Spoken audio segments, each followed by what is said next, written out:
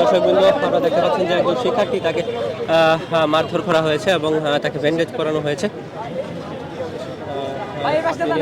City কলেজের শিক্ষার্থী, তাকে মারধর করা হয়েছে এবং তিনি ব্যান্ডেজ পরিহিত অবস্থায় বর্তমানে আছেন।